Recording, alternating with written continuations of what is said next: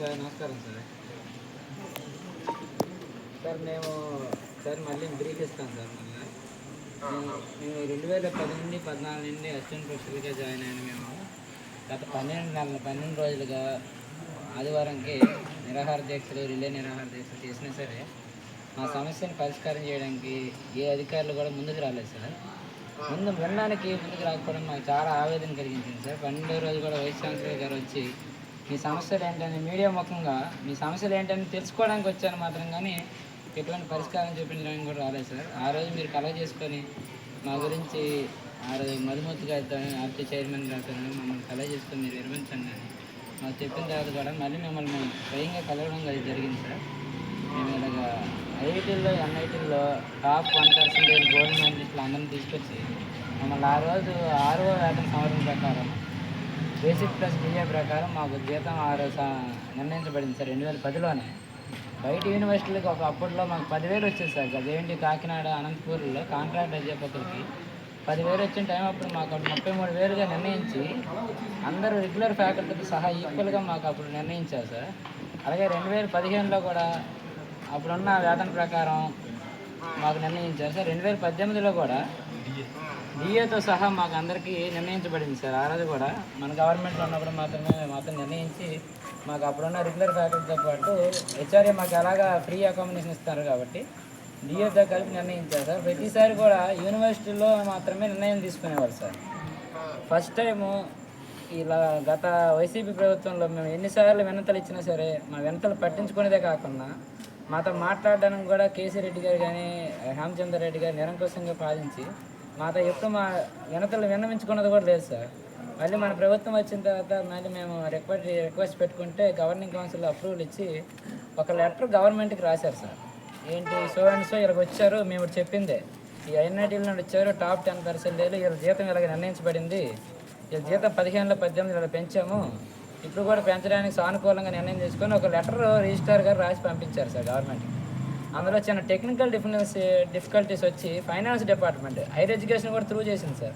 Finance department చిన్న technical difference అని ఒక బేసిక్ 4 క్వశ్చన్స్ చేసి యూనివర్సిటీకి వెనక్కి పంపిస్తే ఒక 3-4 నెలల నుండి ఆ క్వశ్చన్ని ఆన్సర్ చేయలేదు సార్. యూనివర్సిటీ వాళ్ళు ఆన్సర్ చేసి పట్టించుకోకుండా ఉండిపోవడం వల్ల మేము చేయవర ఆవేదన చెంది అసలు ఎట్టి పరిస్థితుల్లో ఎవరు ఆన్సర్ చేయలేక ఏం చేయని తోచని పరిస్థితుల్లో మేము ఇలా రోడ్డు మీదకి వచ్చి మా యూనివర్సిటీలో మాకు ఇబ్బంది అయినా మా పిల్లలకి ఎటువంటి అకాడమిక్ ఇబ్బంది లేకున్నా ఏ క్లాసులు కానీ ఎడిషనల్ డ్యూటీస్ వదలకున్నా శాంతియుతంగా డిఫరెంట్ వేలో 15 రోజులుగా మేము చాలా విధాలుగా మేము ధర్మ పోరాటం చేస్తూ ఉన్నాం సార్.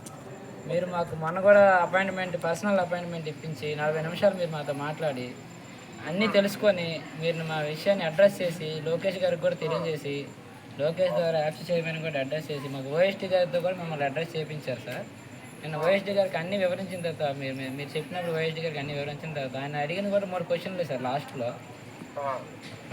మీకు ఇంటర్నల్ ఫండ్స్ నుండి చేసుకోగలిగితే మాకు ఎటువంటి ఇబ్బంది లేదు, మీకు ఫండ్ డెఫిషియన్సీ మీ ఎంప్లాయ్మెంట్ మీరు వరకు జీతాలు ఇవ్వడానికి ఇబ్బంది లేదంటున్నారు కాబట్టి మీ కాలేజీలోనే చేసుకొని మీ కాలేజ్ గవర్నింగ్ కౌన్సిల్లో చేయగలిగితే మాకు ఎటువంటి ఇబ్బంది లేదు అని తెలియజేశారు సార్ ఆయన కూడా. మీ వైపు నుంచి మాకు ఈ విషయాన్ని త్వరితగిన పరిశీలించి ఏ ప్రాబ్లం లేకున్నా మీరే గవర్నమెంట్లో మాట్లాడి మాకు శాశ్వత పరిష్కారం వచ్చేటట్టు చేయండి సార్. ఇప్పుడు మాకు ఛాన్సలర్ గారి దగ్గర కూడా అపాయింట్మెంట్ మా వాళ్ళది అయ్యింది సార్. ఛాన్సలర్ గారితో సార్ చెప్పింది ఏంటంటే నేను మీరు జెన్యూన్ కేసు మీది మీరు ఆర్జీ గేట్లో మిమ్మల్ని ఎలా తీసుకొచ్చారో మాకు తెలుసు, మీకు అన్యాయం జరిగింది, మీకు నేను అడ్రస్ చేయడానికి నేను ట్రై చేస్తున్నాను, లెటర్ పంపించడమే సొల్యూషన్ కాదు, నేను లెటర్ని కొంచెం అది ఇబ్బంది లేకుండా సాల్వ్ చేయడానికి నేను ట్రై చేస్తున్నాను, కాకపోతే మీరు ఎటువంటి ఖచ్చితమైన హామీని నేను తెలియజేయలేను, నేను ప్రయత్నిస్తాను అని చెప్పారు సార్. మీ వైపు నుంచి కూడా తప్పనిసరిగా మీ ఆ ప్రోత్సాహం కల్పించి మాకైతే మాత్రం ఇన్ని రోజులు చేసినందుకు 15 రోజులు ధర్మ పోరాటం చేస్తూ ఉన్నాం సార్. మీరు మాకు దానికి తప్పనిసరిగా న్యాయం చేసి మేము తర్వాత మీరు పర్సనల్గా మమ్మల్ని వచ్చి అడ్రస్ చేయాలి సార్. మీరు తప్పనిసరిగా పర్సనల్గా అడ్రస్ చేయాలి సార్. మేము వచ్చి మిమ్మల్ని కలుస్తాం సార్. మాకు అపాయింట్మెంట్ ఇప్పించి లోకేష్ గారితో పర్సనల్ అపాయింట్మెంట్ ఇప్పిస్తే మాకు జెన్యూన్ కేసు సార్. ఎందుకంటే మేము శాంక్షన్ పొజిషన్లో రాష్ట్రంలో వచ్చాము, దాంతోపాటు మేము అప్లై చేయకున్న ఆర్జీకేటే మా దగ్గరికి వచ్చి ఐఐటీల్లో మాకు ఫాల్స్ ప్రామిస్ చేసి 3 సంవత్సరాల్లో రెగ్యులైజేషన్ చేస్తామని చెప్పి అందరూ భవిష్యత్తుని ఇలా ఆడుకోండి సార్. ఇప్పుడు అందరూ కూడా పిల్లలు అయిపోయి ఒక్కొక్కరు ఇంటర్మీడియట్ పిల్లలు కూడా చదువు పిల్లలు ఉన్నారు సార్.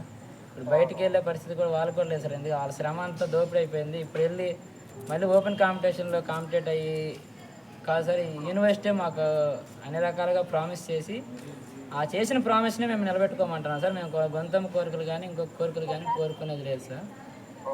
మీ మీద నమ్మకంతో మేమైతే ప్రస్తుతానికైతే మాత్రం ఈ రిలే అధ్యక్షులు మాత్రం విరమిస్తున్నాం సార్. నేను రిక్వెస్ట్ చేసేది ఏంటంటే, నాకు మొన్నటి నుంచే దీని గురించి సమాచారం తెలిసింది. వెంటనే మధుమూర్తి గారితో మాట్లాడాను, తర్వాత లోకేష్ గారితో మాట్లాడాను. ఏ విధంగా లోకేష్ గారు ఆఫీస్ స్పందించింది కూడా మీరు చూశారు. అవును సార్. మీరు ఒకసారి చూసినట్లయితే తెలుగుదేశం ప్రభుత్వం అధికారంలో ఉన్నప్పుడు మీకు ఒకసారి 2 సార్లు మీకు శాలరీ రివిజన్ అంటే జరిగింది.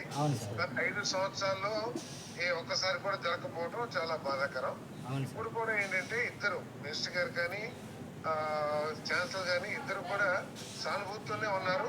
మీ డిమాండ్ కూడా అన్యాయమైందనో లేకపోతే అసంబద్ధమైందనే అభిప్రాయాలు వారు లేరు.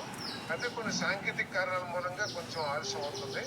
తప్పకోకుండా నేను కూడా మరి మా మంత్రి గారితో కానీ ఛాన్సలర్తో కానీ ఫాలోఅప్ చేసి అవసరమైతే ఫైనాన్స్ డిపార్ట్మెంట్తో కూడా మాట్లాడి నేను ఈ ప్రాబ్లమ్ సాల్వ్ చేస్తానికి ప్రయత్నం చేస్తాను. నెంబర్ 1. నెంబర్ 2, మన వైస్ ఛాన్సలర్ గారితో మాట్లాడి మన ఇంటర్నల్ అంటే ఆర్జీకేయుటీ ఇంటర్నల్ ఫండ్స్ నుంచి కూడా ఇస్తానికి ఏమైనా అవకాశం ఉంటే అట్లీస్ట్ ఇంటర్మీడియట్ రిలీఫ్ కింద ఇస్తానికి ఏమైనా అవకాశం ఉంటే దాన్ని కూడా పరిశీలించమని చెప్పేసి నేను గట్టిగా రిక్వెస్ట్ చేస్తాను మీ అందరి తరఫున. దయచేసి ప్రభుత్వం సానుకూలంగా ఉంది కాబట్టి మీరు దీక్షను విరమించండి. తప్పకుండా we are with you. Okay sir, మీ మీద నమ్మకంతో మేము దీక్షను మాత్రం విరమిస్తున్నాము సార్. మాకు యూనివర్సిటీ అధికారులు కూడా తెలియజేసింది ఏంటంటే ఇంటర్నల్ ఫండ్స్తో మా శాలరీని పే చేయడానికి, ఇంక్రీజ్ చేసిన శాలరీ పే చేయడానికి ఎటువంటి ఇబ్బంది లేదని మాకు తెలియజేశారు సార్. నేను అధికారుల పేర్లు తెలియజేయలేను కానీ బట్ తప్పనిసరిగా మీరు ఐఆర్ను మాత్రం ప్రకటించేటట్టు మాత్రం మీరు సహాయం చేయండి సార్. మీతో మేము ఎప్పుడు ఫాలోఅప్లో ఉంటాం సార్. మీతో మాట్లాడి మా ఈ సమస్యను పరిష్కరించుకున్నట్టు మేము కూడా ట్రై చేస్తాం సార్. మీకు మా సహాయం చేయాలని కోరుకుంటూ మీ మీద ఉన్న నమ్మకంతో మేము ఈ ధర్మ పోరాటాన్ని విరమిస్తున్నాం sir. Thank you sir, thank you so much.